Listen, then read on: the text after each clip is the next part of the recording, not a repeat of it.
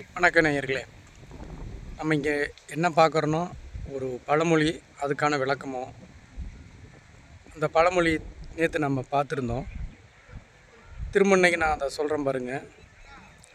தனக்கு மிஞ்சியது தான் தானமும் தர்மமும் அப்படின்னு நம்ம பார்த்துருந்தோம்.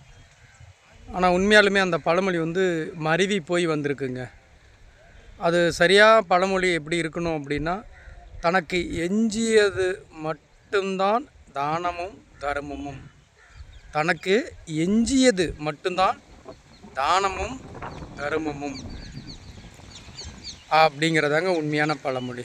அது எப்படிங்க இப்படி மாறி இருக்குது? இப்போ இதுக்கு என்னங்க ஒரு விளக்கம், வாங்க பார்ப்போம். இப்போது இந்த பழமொழியில் தனக்கு எஞ்சியது மட்டும்தான் தானமும் தர்மமும் அப்படின்ற சொல் இருக்குது.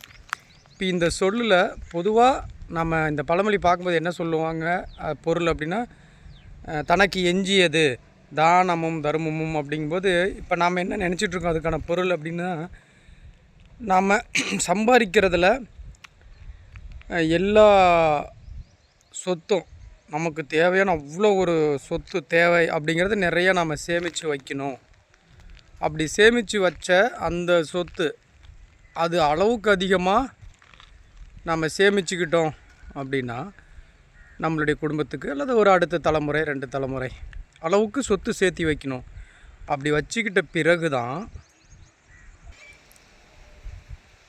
நம்மளுடைய வருமானத்துலேருந்து நம்ம அடுத்தவங்களுக்கு தானமும் பண்ணலாம் அல்லது தர்மம் செய்யலாம் அப்படின்னு தான் நம்ம நினச்சிட்ருக்கோம். ஆனால் உண்மை அது இல்லைங்க.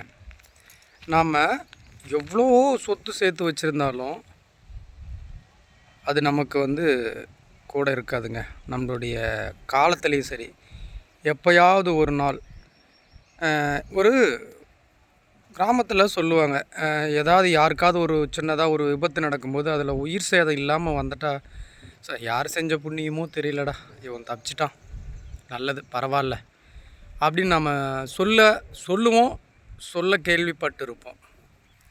அப்போது அந்த யார் செஞ்ச புண்ணியம் அப்படின்னு சொல்கிறோம் பார்த்தீங்களா, அது எப்படி வந்து சேரும் அப்படிங்கிறதுக்கான ஒரு பழமொழி தாங்க தனக்கு மிஞ்சியது மட்டும்தான் தானமும் தர்மமும் அப்படின்னு அது பொருள். அப்போது தனக்கு மிஞ்சியது அப்படிங்கிறது என்ன அப்படின்னா, நம்ம நிறைய பேர்த்துக்கு உதவி செஞ்சுருப்போம், யார் என்னன்னே தெரியாது செஞ்சுருப்போம். இப்போல்லாம் நிறைய பேர்த்துக்கு பார்த்திங்கன்னா இந்த முதியோர் இல்லம் இருக்குது.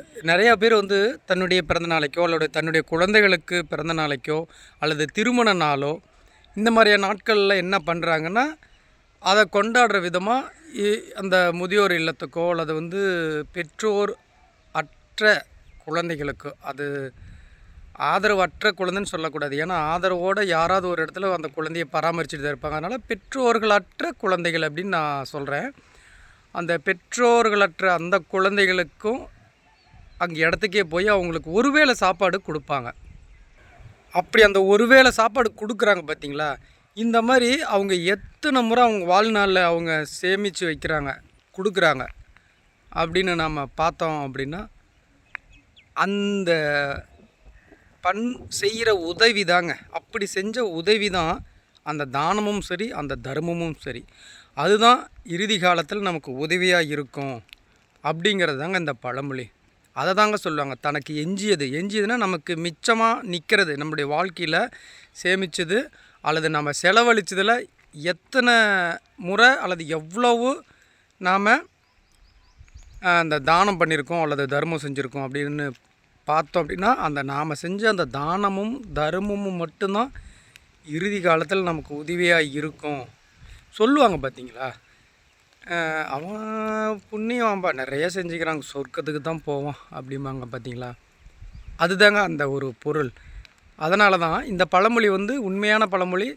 தனக்கு எஞ்சியதுன்னா தன்னிடம் இருக்கிறதுல மிஞ்சி நமக்குன்னு நம்ம கூட வர்றது அந்த தானமும் தர்மமும், அதுதாங்க இந்த பழமொழி. காலப்போக்கில் அது கொஞ்சம் அப்படியே மாறிடுச்சு. திரும்பவும் அந்த பழமொழி இப்போ நான் சொல்கிறேன் பாருங்கள். தனக்கு எஞ்சியது தானமும் தர்மமும் மட்டுமே. இதுதாங்க. இந்த வீடியோ உங்களுக்கு பிடிச்சிருந்தால் லைக் பண்ணுங்கள். முதல் முறையாக நம்மளோட சேனலை பார்க்குறீங்கன்னா சப்ஸ்கிரைப் பண்ணுங்கள். இந்த வீடியோவை மற்ற எல்லாத்துக்கும் ஷேர் பண்ணுங்கள். நன்றி, வணக்கம்.